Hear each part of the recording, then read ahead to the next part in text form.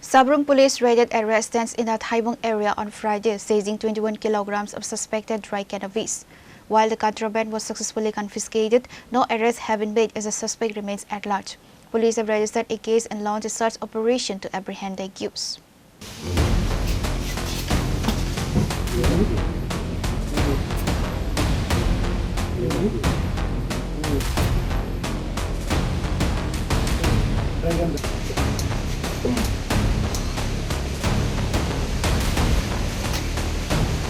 In a major crackdown aligned with the statewide anti-drug campaign, a special team from Sabrum Police Station, acting under the directives of senior district police authorities, executed a successful raid in the Thaibong area. The operation resulted in a recovery and seizure of 21 kilograms of dried cannabis. No arrests have been made so far as the prime suspect managed to evade custody. However, law enforcement authorities have initiated a comprehensive search operation to apprehend the absconding individual. আজকে সিংবিলে 1 নম্বর ওয়ার্ডে বাবুল ত্রিপুরার বাড়িতে একটা খবর আছে যে ওখানে কিছু গাঁজা আছে। এর ভিত্তিতে পুলিশ থেকে খবর দেওয়া হয় এক্সিকিউটিভ ম্যাজিস্ট্রেটের জন্য।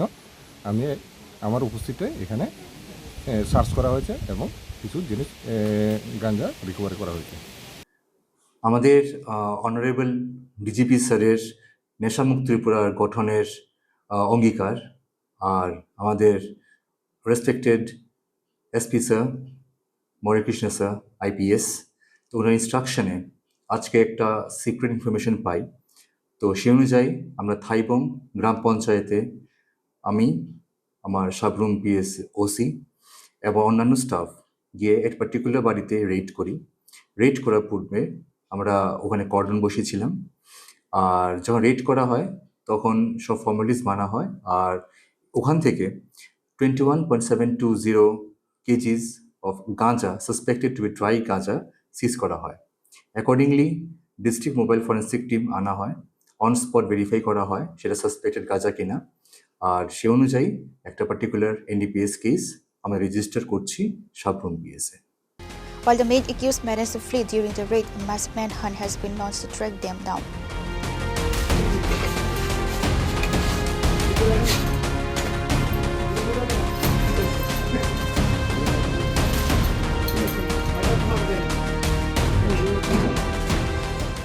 Report, Chinikhon.